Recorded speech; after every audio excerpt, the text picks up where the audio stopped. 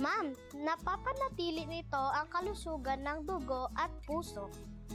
Napapaliit nito ang tsansa magkaroon ng cancer. Nakakatulong rin ito upang mabalanse ang iron level sa katawan ng tao.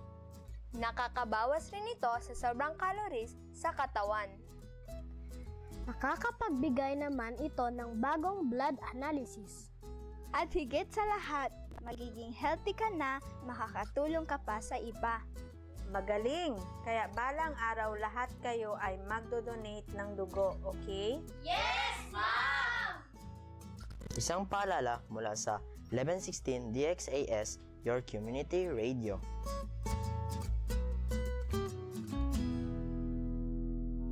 Since 1948, the good news of Jesus Christ goes out to Filipinos across the islands and around the world.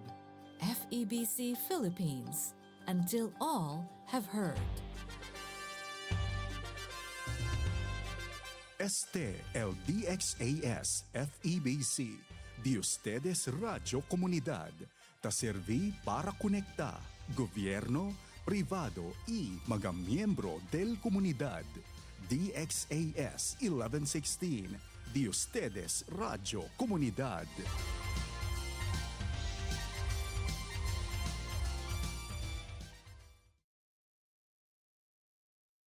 Ang oras sa buong Pilipinas, 1:30 na ng hapon. Ahensya de Konsensya, serbisyo publiko para sa iyo, ka-Pilipino. Mapagpalang araw sa lahat na nakikinig at tumututok sa mga programa natin dito sa 1116 na DXAS, your community radio. Panibagong araw at pagkakataon na naman para tayo ay makapagbigay ng mahalagang impormasyon mula sa iba't ibang ahensya ng gobyerno. Kayo ay nakikinig sa programang Ahensya de Konsensya, ang programang nagsisilbing tulay ng komunidad at syempre ng gobyerno. Every first and third Tuesdays of the month ay kami ang inyong lingkod, ang Commission on Human Rights, Regional Office 9. Ako naman po ang inyong makakasama ngayon, ang Information Officer ng Commission on Human Rights, si Mr. Daniel Pakulanang po, no? Ang inyong ang ka-konsensya niyo ngayon. Anyway, mga kaibigan natin sa Zamboanga Sibugay, Zamboanga del Norte, Zamboanga del Sur, mayong hapon sa inyong tanan, no? Ang mga manguuma diha, no? Mga women farmers natin dyan, mga farmers natin, ang nagpo-provide po, nagtatanim ng mga pagkain natin. Magandang hapon po. Mayong hapon sa inyong tanan, untam, naalam mo sa mayong panlabok, panglawas. Always be with us, no? In our program today. Sana makakasama niyo po kami ngayon. Yan. Sa Zamboanga, dyan naman sa island provinces natin. Sa Basilan, Sulu at saka sa Tawi-Tawi. Yan. Assalamualaikum warahmatullahi ta'ala wal barakat. Malapit na yung election natin dyan. Ingat-ingat po tayo, no? Siyempre, we have to be vigilant as well. Siyempre, continue supporting our program as well. Ang mga programa dito sa DXAS, your community radio. Yan. Aquí na siya na Zamboanga, siyempre, no? Di atong ste, no? Buenas tardes a todo y bienvenidos na di atong programa de todo, el Ahensya de Konsensya. Alright, sa Kasantaman Puerto Ora, anong pag-uusapan natin ngayon, mga kaibigan natin, mga suki nating tagapakinig at saka mga nanonood na rin sa ating mga programa, no, dito sa Ahensya de Konsensya, sa mga tawag nito, Facebook ba yan, no? O ano ba yung mga media na meron tayo. So sige, pag-usapan natin yung mga women farmers, gender equality and food security. Importante ito, no? Mga pagkain natin nasa pagkainan natin. A human rights perspective, mga kakonsensya. Harvesting equality, no? The human rights of women farmers. All right. So, alam niyo mga kakonsensya, meron po tayong in-issue, no? Meron tayong in-issue na Human Rights Policy Advisory on Women Farmers, Gender Equality, at saka on food security. Yan. Yung advisory natin, mga kakonsensya, no, it emphasizes that women farmers are right holders, not merely beneficiaries. Yan, pag-usapan natin yan. And that food security, no, cannot be achieved without gender equality.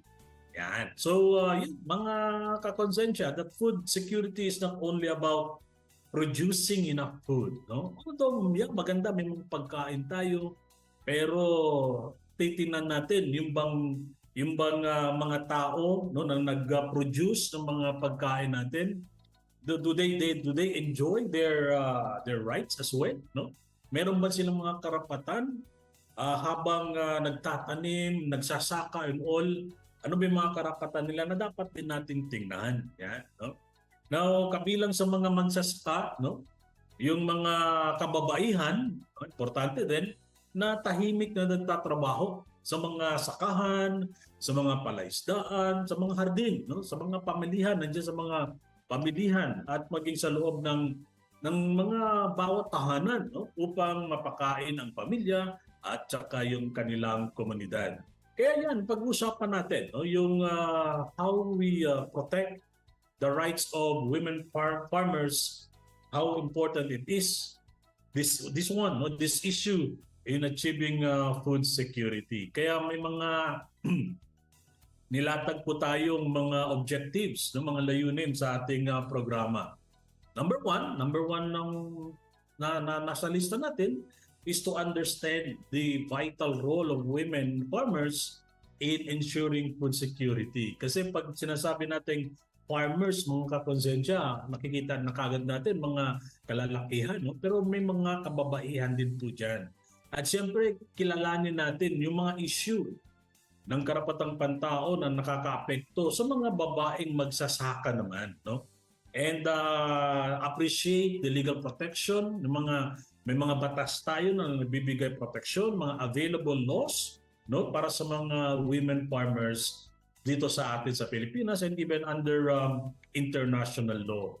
Now with this, the Commission on Human Rights, based on that Human Rights Policy Advisory on Food Security, meron po tayong nilatag ng mga recommendations para sa mga government agency, para ano ang dapat nilang gawin, no, para maipataguyod yung mga karapatan din ng mga babaeng magsasaka, no? And yung mga community din, no, ano yung magiging participation nila in promoting gender equality in agriculture. Yan po yung pag-usapan natin, mga kakonsensya. Kaya we invite everyone, no, lahat po tayo, sumali po kayo sa ating usapan, no? Yung mga nakikinig sa radyo, yung mga nakatune in sa mga FB page natin, kung mayroon po kayong mga tanong, mayroon po kayong mga komento o mensahe, mag-text po kayo sa mga numerong ito, 0916-296-6625 or sa 0998-844-1410. O kaya, pwede po kayong pumunta sa DXAS Facebook page at pwede po kayong mag-comment doon. Hanapin nyo lang sa mga Facebook po natin, 1116 DXAS. Alright, mga kaibigan natin. Again, no, ang pag-usapan natin ang harvesting equality, no? Human rights of women farmers. Yan, pag-usapan natin yung mga babaeng mga farmers, no, mga gender equality and food security among other things. Kaya sinasabi natin a while back kanina na pag na-mention natin na ang Commission on Human Rights po, no, nag-issue po ng Human Rights Policy Advisory on women farmers, gender equality and food security, no? At saka ini-emphasize ni Commission on Human Rights ng yung mga kababaihang magsasaka, no, ay mga may karapatan. No, they are also considered as rights holders. Hindi lamang po beneficiaryo.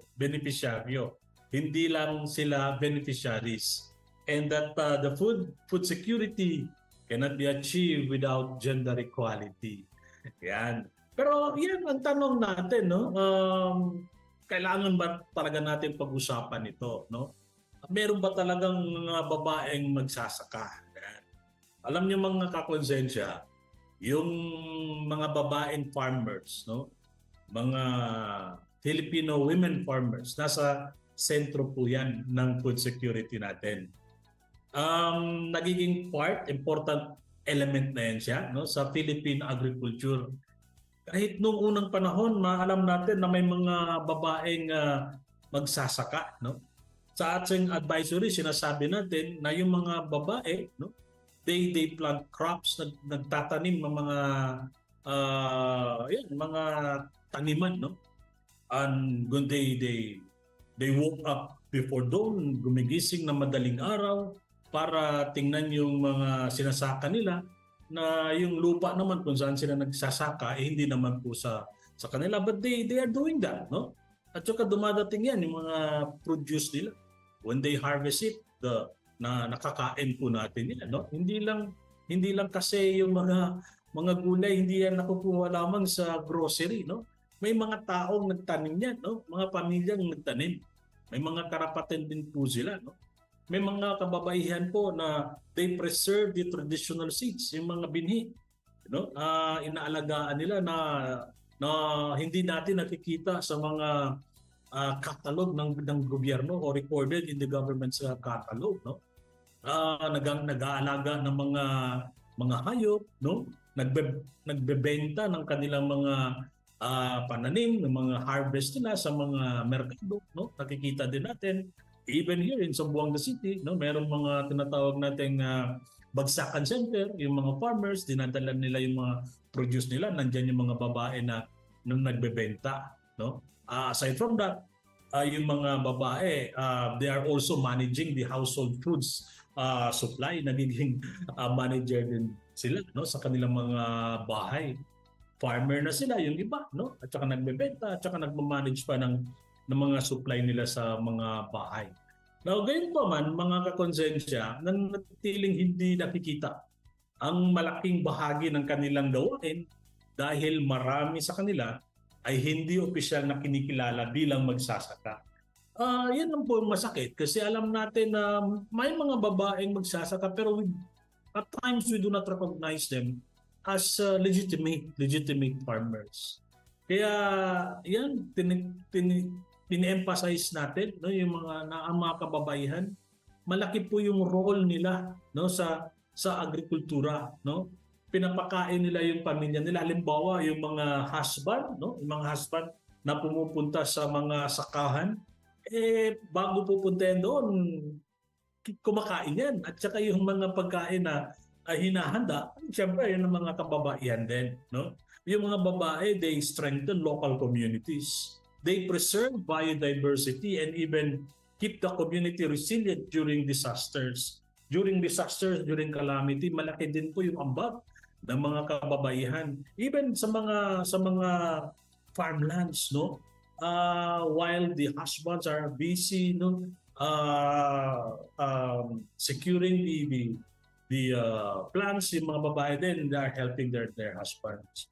Kaya lang, ang masakit mga kakonsensya, alam natin yung mga contributions ng mga kababaihan, ng mga women farmers. Ang masakit lang, minsan nakikita natin, na yung mga lupa nga hindi sa kanila. They do not own the land. Kung minsan din, no, kung gustuhin man nila na magkaroon ng additional capital para sa kanilang pagsasaka, hindi sila makakakuha ng pautang, no? They cannot access may mga credits, no, mga finances para sa pagsasaka. At kung meron mang mga tulong galing sa gobyerno, maliit lang, no? Maliit lang ang suporta na nakukuha nila, no? Sa pamamagitan perhaps sa mga fertilizers and all, yung mga techniques on how to plant and all, no? Mukhang hindi umaabot sa mga women farmers. Siguro merong mga iba, pero yun yung mga bagay nito nakukuha natin during kapihan, nagkaroon po tayo ng kapihan with the women farmers. that they receive little government support. At saka they also rarely represent, no, sa pag-decide on anything, to make decisions may kinalaman sa agrikultura. Yan. Bihirang kinakatawan sa paggawa, no, ng mga desisyon na may kinalaman sa agrikultura. Now, again, mga konsensya, bakit importante ito, no? Why is it important to recognize women as farmers? May mga husband naman na mga farmers, pero bakit kailangan pa talaga na i-recognize natin yung mga babae, no, as farmers din? Alam niyo mga kakonsensya, importante na ma-recognize din natin yung mga babae as farmers para ma-include sila, maka-access sila sa mga programa ng gobyerno, no? Importante na nakalista sila as one of the sa lista ng mga farmers, kasi yung mga, kung minsan yung government nga, sinasabi natin, may mga programa, pwede silang makasali doon. Aside from that, pwede silang mag-avail ng loans, kung kailangan ba talaga ng insurance and all, or kailangan nila ng training, or kung may mga opportunity, pwede silang magkaroon ng ownership sa mga lupa na sinasaka nila. At saka pwede rin silang mag-lead, no, sa isang organization kung kinakailangan. Kasi pag hindi sila ma-recognize, halimbawa ng gobyerno, no, as women farmers, they will be excluded. Parang nandyan sila pero wala sila diyan. They are there but they are not there. So mahirap din 'yon, no? Malaki yung naiko-contribute yung mga ambag ng mga babaeng farmers dito po sa atin. And no, hindi na sila na-recognize, no? Meron pang mga hamon na hinaharap ng mga kababaihang magsasaka, no? There are challenges that women farmers are facing. Na-mention natin kanina yung land ownership, no? Maraming mga babaeng farmers, they are cultivating the land but they do not legally own the land. Yan. So mahirap din, no? Kasi paano pag halimbawang kailangan nila ng loan, no? Ano ang may bibigay nila na surety or guarantee, no, na pwede nilang mabayaran 'yan, no? Yung insurance nila, no, kung nagtatanim sila, hindi sila makakuha ng crop insurance na sinasabi natin. Or kung magbibigay man ng assistance sa government, wala silang matatanggap because for one, though they are actually tilling the land, they do not own the land. Possibly, kung meron man mga programa or assistance na ibinibigay ni gobyerno, doon mapupunta sa may-ari ng lupa.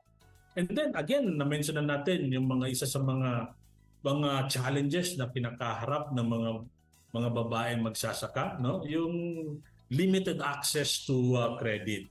Kasi pwede tayong humiram ng pera pero yung mga lending institution nangangailangan niya ng mga collateral, no? So ano may bibigay na collateral ng mga women farmers? Kasi hindi nga sila ang nagmamayari sa mga lupang sinasaka nila.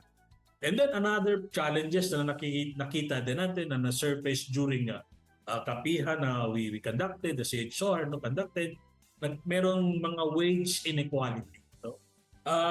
Yung mga babae, no, women frequently receive lower wages despite doing similar agricultural work. I don't know, no, kung bakit meron pa rin mga ganong mga patakaran, no? Kasi tayo tinitingnan natin gender equality, no? Kung ano yung trabaho na nagagawa ng isang lalaking farmer, kung meron man siyang halimbawang a wage or may compensation, dapat pareho lang din na ibinibigay sa mga babaeng mga farmers.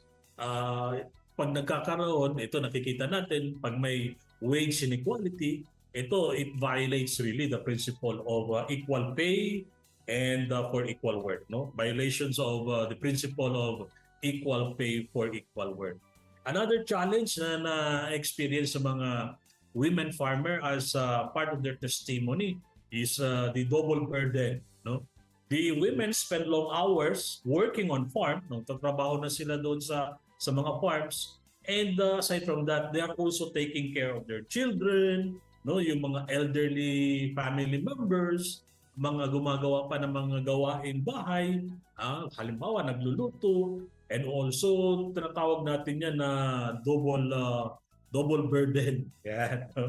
And then another issue din na nakikita natin is lack of representation, no? Pag may mga pulong-pulong, yung mga farmers nasa margin lang yung mga babaeng farmers, mga cooperatives and all.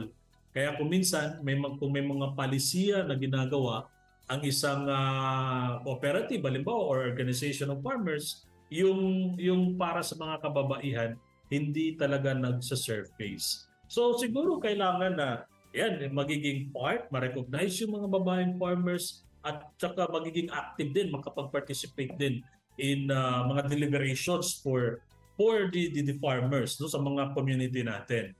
Yung another challenge mga kakonsensya, itong climate change, no? Alam natin na yung mga kababaihan, no, isa sila sa mga na nagiging affected sila pag nagkakaroon ng mga typhoon, mga floods, mga droughts, no, tagtuyot, o yung mga crop failures na sinasabi natin. So paano ang intervention government kung nagkataon, especially pag may mga actual tillers, cultivators of land, mga farmers, and yet they are not recognized as farmers. Yan. Alam natin na may issue tayo on climate change, and yet yung mga kababaihang magsasaka, the women farmers, they have very limited access or no access at all to climate resilient technologies. Siguro kung meron man, no, may mga community na yan, nakikita na natin, may mga areas na recognize yung mga kababaihan ng farmers, may mga climate resilient technologies, no, may mga financing and all, pero ang gusto po natin na institutionalize yan, no, maayos at saka lahat. Hindi lang siya pocket of recognition, but recognize ang mga kababaihan all throughout, no? From the north to the south of the Philippines. So yan po, no? Yung iba nagtatanong, ito ba kakonsensyan Daniel, ito ba ay isang human rights issue ba yan? Kung halimbawa, kung double burden ba, human rights issue na ba yan? No? Pag hindi ba sila nare-represent sa mga farmers organization, human rights issue na ba yan?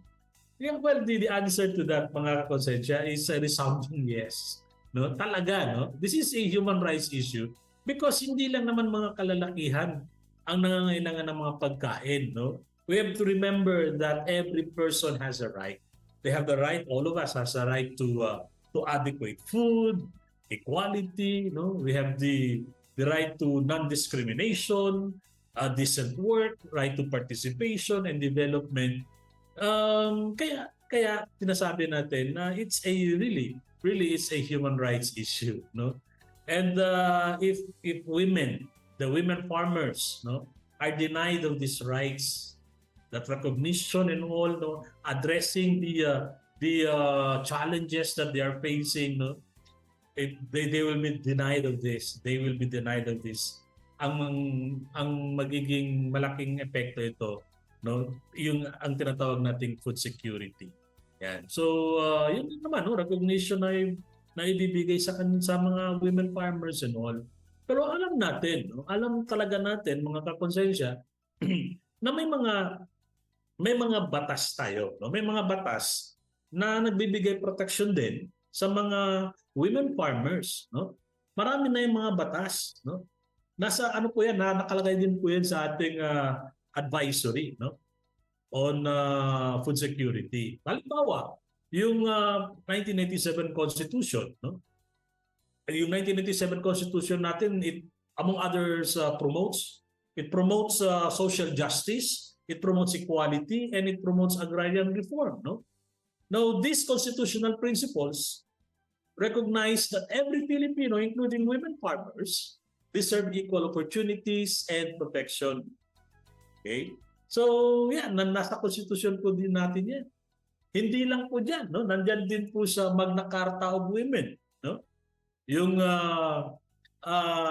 nagbibigay or na yung Magna Carta of Women, it guarantees women equal access to land, no? Hindi lang yung husband ang may karapatan na may lagay yung pangalan niya sa mga titulo, no? Equal access to credit, no? Equal access to training, agricultural services, markets, no? Leadership opportunity, nakasaad po dyan sa Magna Carta of Women. Ibig sabihin po that women should not be left behind, no? Simply because of their gender. Okay? Kasi gone were the days na pag sinasabi nating babae, second class, second class citizen, hindi na magkapareho tayo. We are equal in dignity and rights, no? The Magna Carta of Women reminds us that empowering women farmers is not only about promoting gender equality, it is also about strengthening our food security and ensuring that everyone has the opportunity to contribute to national development. Yan. So wala na yung discrimination. Inalis na, no, yung discrimination. Gender equality ang nakikita natin dyan. Kaya po pag talagang recognize natin yung mga magsasaka, isama na natin yung mga kababaihan and also recognize their contribution. Now, other than the Magna Carta of Women, yung Philippine Constitution natin, okay, meron din po tayong tinatawag na Comprehensive Agrarian Reform Law, no? This supports equitable access to land, ensuring that agrarian reforms benefits are shared fairly, no? And that women have equal opportunities to become landowners and beneficiaries. So, talaga na din dyan. Kaya ang pinagtataka lang natin, bakit meron pa rin mga sector of women farmers na hindi pa rin na-recognize as, as farmers. Yung SIDO, yung Convention on the Elimination of Discrimination Against Women, na pinirmahan rin po ni Commission on Human, ni Philippine government, no? We ratified that. Sinabi natin that it will become part of our law, no? So nakalagay din po sa SEDO na yung gobyerno natin will going to eliminate discrimination against rural women, ensuring that the agrarian reform benefits are shared fairly again. Yung mga babae, they have equal opportunities to become landowners.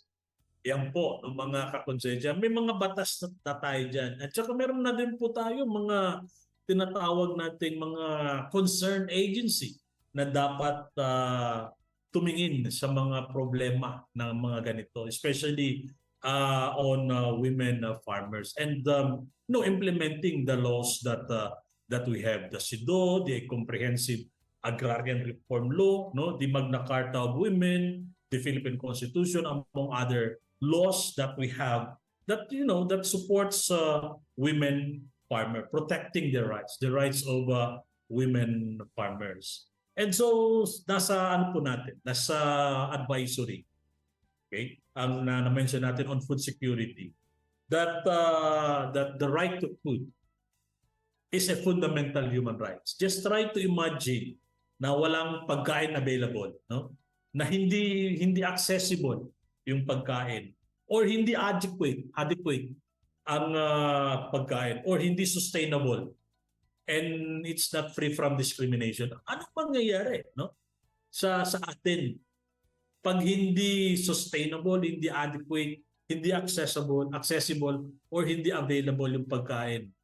Kaya we recognize, we remind everyone that the right to food is a fundamental human rights. That food must be available, one. It must be accessible, it must be adequate, it must be sustainable and free from discrimination. Everybody can access yung pagkain and it's available, no? That's why we have to protect women. And so protecting the rights of women farmers is therefore essential because when they are empowered, yung mga babae magsasaka, they help ensure that every Filipino has access to safe and nutritious food. Kasi nandyan sila, no? Yung mga nanay natin, nagluluto, no? Pinapakain tayo. May mga nanay, may mga magulang, may mga babae magsasaka na nandyan sa mga sakahan, nagtatanim para sa, hindi lang para sa kanila, para sa atin na rin. Kaya we have to recognize, no, their presence, their contributions as well. Now, when we come back, mga kakonsensya, we will see, no, hihimayin natin yung mga major recommendations natin para sa mga government agencies naman. Kung ano ang dapat nilang gawin in order for the rights of Filipino women farmers will be, protected and upheld. Kaya ipagpapatuloy natin ang ating usapan pagkatapos ng ilang paalaala at magbabalik ang Ahensya de Konsensya.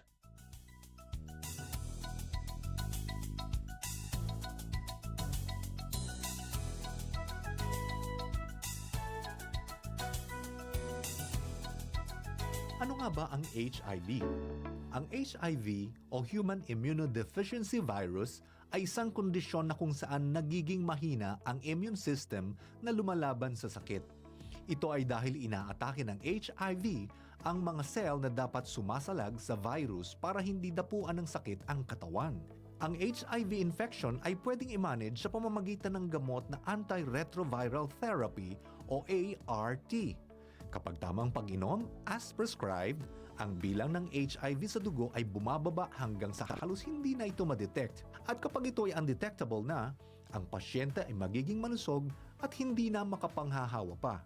Ang antiretroviral therapy or ART ay lifetime medication at kinakailangang inumin araw-araw.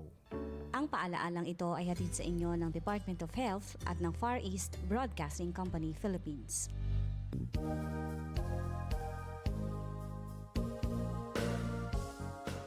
Panyera, ko sa man to taase kon ese magagalamiton ta aregla to na dituyo bag.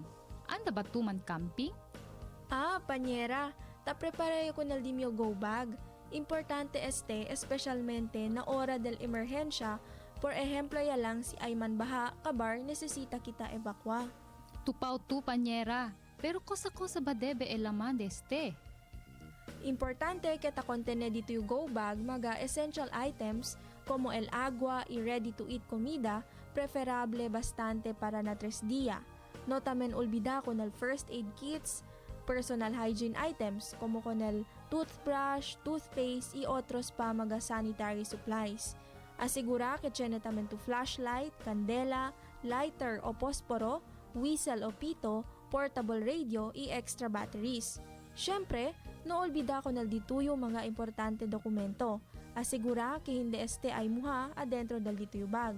Prepara tamen ko na dito yung raincoat y botas. Pero panyera, pwede ba tamin yung include sleeping bags, imanta, pati tamin magakamisa? Si, basta asigura lang to que hindi gayod bien pesaw dito yung bag.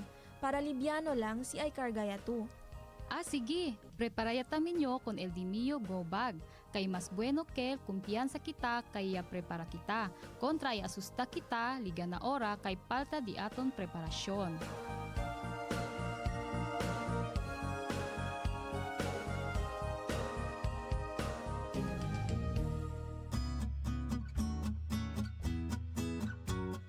Uy Mare, di ka maniniwala. Naalala mo si Aling Maria? Yung kapitbahay natin? Yung nakatrabaho sa Saudi? Oo, kumusta na siya? Wala na akong balita sa kanya eh. Naku, kakauwi lang niya last week. Tapos sabi niya, may kilala siyang recruiter. Sabi pa nga niya, kung gusto daw nating mag-abroad, pwede niya tayong tulungan. Mabilis makakaalis, walang poproblemahin, at maaahon natin sa kahirapan ang pamilya natin. Talaga ba? Pangarap ko talagang kumita ng dollars para sa pamilya ko eh. Sigurado kang matutulungan tayo nitong recruiter ha? Sigurado yan. Binigay na ni Aling Maria sa akin ang contact number ni Madam. Siya yung recruiter. Okay talaga to si Madam kasi mabait daw at maraming koneksyon sa Saudi at Dubai. Sandali lang. Pag-isipan natin itong mabuti. Nasabi ba ni Aling Maria ang detalye ng trabaho, kontrata at mga babayaran bago aalis? Alam niyo naman, maraming mga illegal recruiter. Baka, imbis na magandang buhay para sa pamilya, ay trahedya ang maging bunga nito. Ang nega mo naman. Sure ako dito. Okay na to. Wait lang. Huwag makontento sa okay na to, lalo na kung tungkol sa pagtatrabaho abroad. Alamin ang tabang proseso ng pag-abroad. Huwag basta maniwala sa mga pangako para hindi maging biktima ng illegal recruitment at human trafficking. Protect yourself, protect your family, and protect your future. Bago maniwala sa nagsasabing okay na to, bumisita sa Department of Migrant Workers o DMW para sigurado ka. Bisitahin ang kanilang official website o tumawag sa kanilang hotline. Your safety and your future are worth more than empty promises. Don't take the risk, be informed, be safe. Ang paalalang ito ay hatid ng Department of Migrant Workers Region 9 at ng 1116 DXAS, your community radio.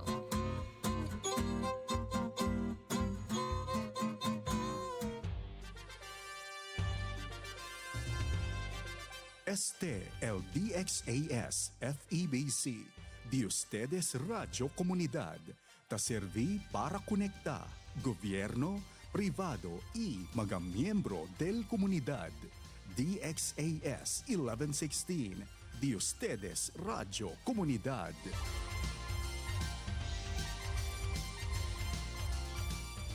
Ahensya de Konsensya, serbisyo publiko para sa iyo, ka-Pilipino.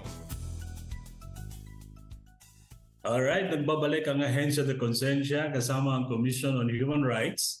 At ako ang inyong lingkod, si Mr. Daniel Paculanong pa rin, ang inyong Information Officer, ang inyong kakonsensya ngayong araw. Kayo ay nakikinig sa 1116 DXAS, your community radio. Ang DXAS ay isa sa mga himpilan ng Far East Broadcasting Company at kasapi sa kapisanan ng mga broadcasters ng Pilipinas. Again, welcome back mga kakonsensya sa second part ng ating programa, ang Ahensya de Konsensya. Kasama nyo, as always, every first and third Tuesdays of the month, ang Commission on Human Rights. Ayan, nagpag-usapan pa rin po natin ang mga karapatan ng mga kababaihan, no? Siyempre, yung food security, gender equality, and women farmers. Napag-usapan din natin kanina yung challenges na kinakaharap ng mga babaeng magsasaka, no? Yung mga at iba pa mga batas that protects them as well. There are so many line government agencies, mga government agencies na they are expected to promote the rights of women farmers, no? Kaya in our advisory, no, in our policy advisory on food security, may mga recommendations tayo, no? Sa mga government agencies na kung ano ang pwede nilang gawin, no? Sa in answering, no, addressing the issues of women farmers dito po sa Pilipinas. Number one po, mga kakonsensya, yung Department of Agrarian Reform, no? Sana they will promote joint land titling for women. Kasama yung pangalan din ni babae, nandun din sa title mo, no? And also, sana they will be able to publish gender disaggregated data. Ilan yung mga lalaking magsasaka, ilan yung mga babaeng magsasaka, no?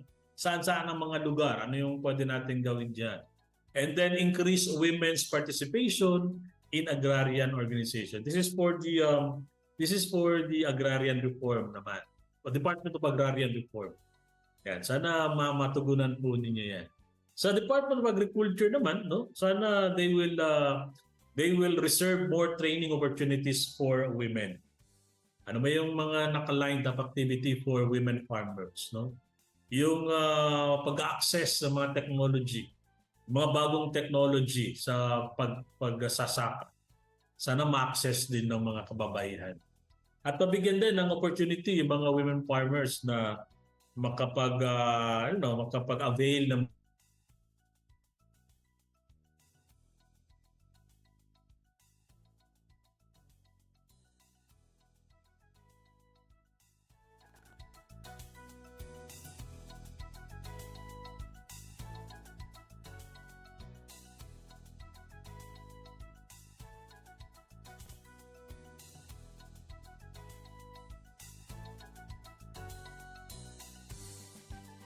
sa mga local government units. Sana yung mga kababaihang magsasaka, they will be able to participate in agriculture councils. Ano kaya yung mga pwedeng gawin ng mga sanggunian natin na pwedeng tawagin yung mga babaeng magsasaka? Hindi lang representative pag may mga farmers, yung mga lalaki. Kasi may mga specific concerns din ang mga women farmers. Pag may mga planning on disaster, sana may sama din yung mga babaeng magsasaka. Yan. Para sa local government 'yon. At saka sa sa Department of Environment and Natural Resources, kasama na din yung Commission on Indigenous People, National Commission on Indigenous People, NCIP, no? Sana they will be able to strengthen the indigenous women's participation there sa mga desisyon, sa mga pag-establish ng mga cooperatives and all, no? And they will be able to protect women's land rights. Pag nasa mga babae na, yung mga pangalan, hindi na basta-basta may transfer sa kung kanino man, no? At saka yung pagbigay ng free prior informed consent sa paggamit ng mga lupa, no? Dapat kasama din yung mga kababaihan, no, sa mga IP communities. And sana ma-preserve nila yung mga knowledge ng mga IPs, no, indigenous knowledge na tinatawag natin. And they will be able to help improve yung mga local planning din. No? So yan para sa Department of Environment and Natural Resources at saka sa National Commission on Indigenous People. And then we also have recommendation para sa Philippine Commission on Women on monitoring, no? On monitoring, sana they will be able to monitor land ownership. Sana meron din silang data. And then they will be able to access credit, yung mga babae, matulungan din, agricultural participation and leadership among others na pwedeng gawin ng Philippine Commission on Women. Si CHR, pwede rin gumawa yan. Actually, we gather yung mga women farmers and then we conducted a kapihan just to surface yung mga issue na meron sila, no? At saka we refer them to the appropriate government agencies. So aside from that, yung Department of Trade and Industry at saka yung Bangko Sentral ng Pilipinas, no? Sana they will be able to provide support, no, to women-led rural enterprises. Ano ba pwedeng gawin ni DTI, no? At saka ni Bangko Sentral ng Pilipinas? Pwede bang mag-expand, no, access to agricultural credit? Kasi maliit yung capital, no? Maliit ang capital, maliit lang din yung mga produce, harvest. Pero pag mabigyan ng opportunity na makabili ng tamang implements, mga things na kailangan igagamitin sa pagsaka din, makalalaki at lalago din yung mga produce natin. Okay? Para sa DSWD naman, no, Department of Social Work and Development, sana they will be able to strengthen, no, the livelihood assistance for women farmers. Ano ba yung mga nakalatag na mga plano, no, livelihood assistance for women farmers this time? Kasi kagaya ng sinasabi natin, food is one of the basic human rights, no? Na dapat accessible, adequate, sustainable and all. Kung may mga maliit na crop failures, pwede may bigay na assistance ni DSWD. Meron din po tayong tinatawag na Department of Economy, Planning and Development. Ano yung pwede nilang gawin? Sana ma-monitor nila yung progress, ano ba yung mga natanggap na ayuda, ano ba kailangan mga ayuda and all. Magkaroon sila ng national baseline study sa mga lugar na karamihan ba mga babaeng mga farmers and all. mga ganito, no? Yung Department of Labor and Employment naman, sana ma-address din nila yung wage discrimination na may mga lugar ba posible na magkaiba yung natatanggap na compensation or wage ng mga male farmers from a female women farmers. Kasi this is one of the things na lumabas during the forum that we conducted. Para sa TESDA naman, sa TESDA at saka sa Department of Education, no? Sana they will be able to provide agricultural skills training, especially for women, no? Yung mga post-harvest processing, no? Organic farming kung meron, no? Cooperative management and agri-enterprises development, specifically targeting women farmers, no? Kung pwede gawin ito sa mga barangay, no, para hindi na mahirapan yung mga magsasaka na pupunta pa sa sentro, no, sa mga poblasyon and all. Kung may mga training man na ganito, doon na gagawin sa community-based training ang mas maganda para hindi na gagastos pa ng pera yung mga magsasaka. Siyempre, para sa PhilHealth naman, no, sa PhilHealth at saka sa Social Security System. Ano ba? Kasama ba sila, no, na nabibigyan ng social protection? Yung mga nag-i-engage sa agriculture, sana ma-expand din ng social services natin.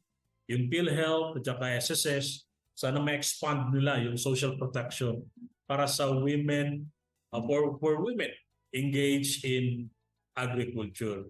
Now, yan, with this recommendation, sana magawan ito ng paraan, no? Maggawin talaga ito.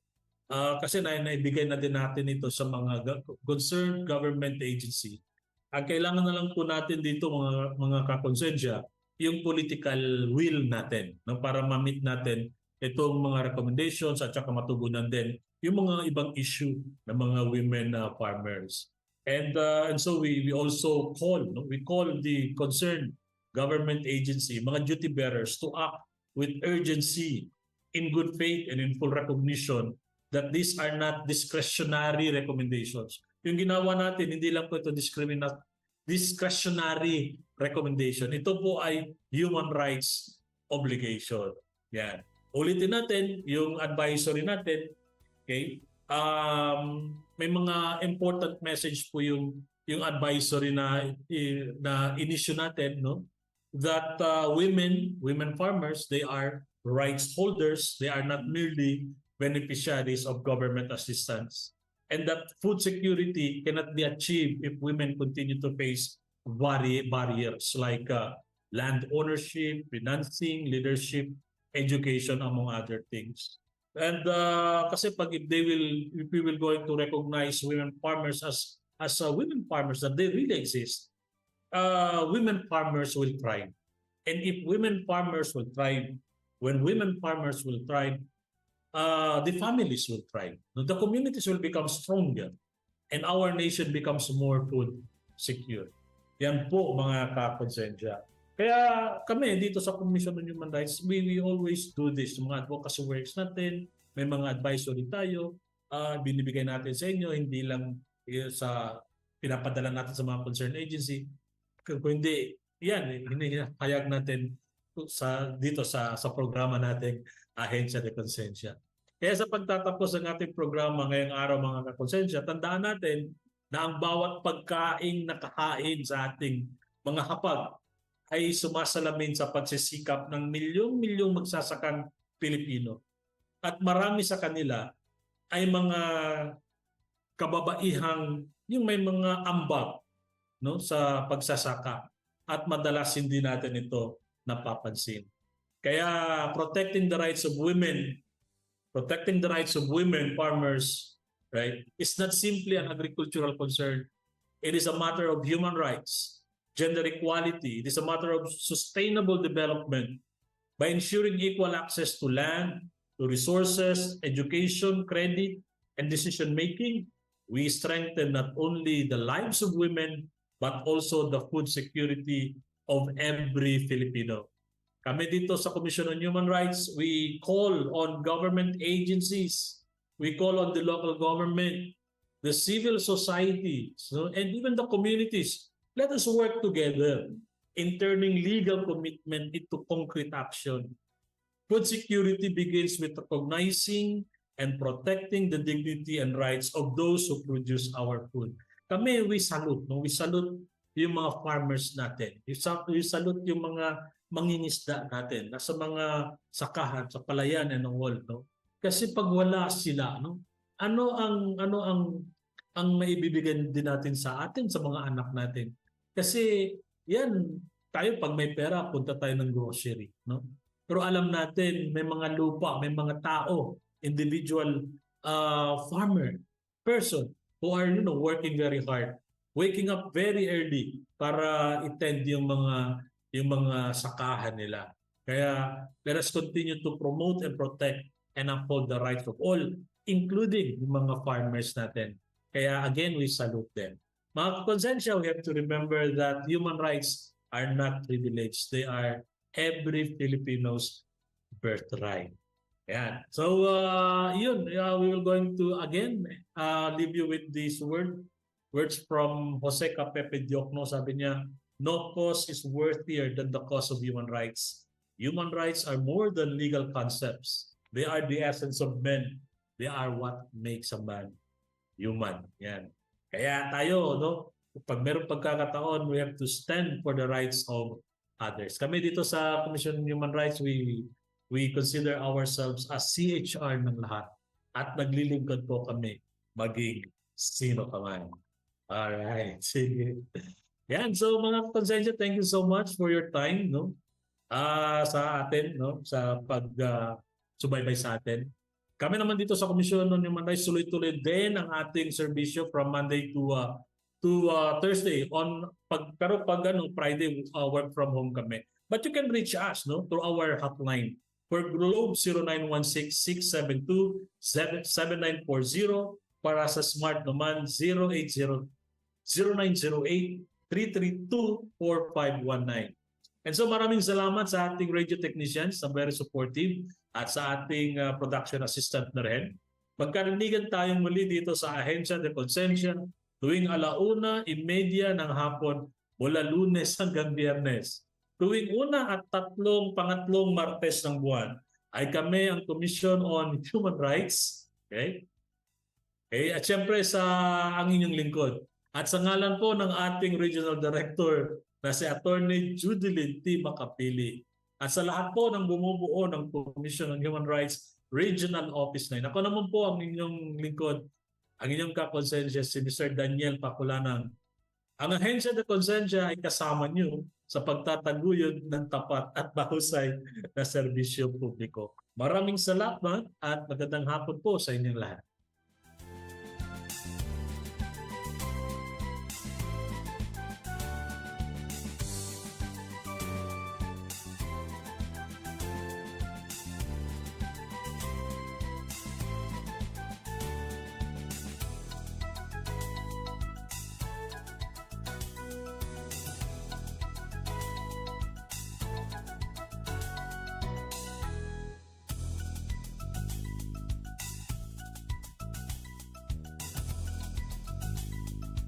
Inyong napakinggan ang programang Ahensya de Consensya.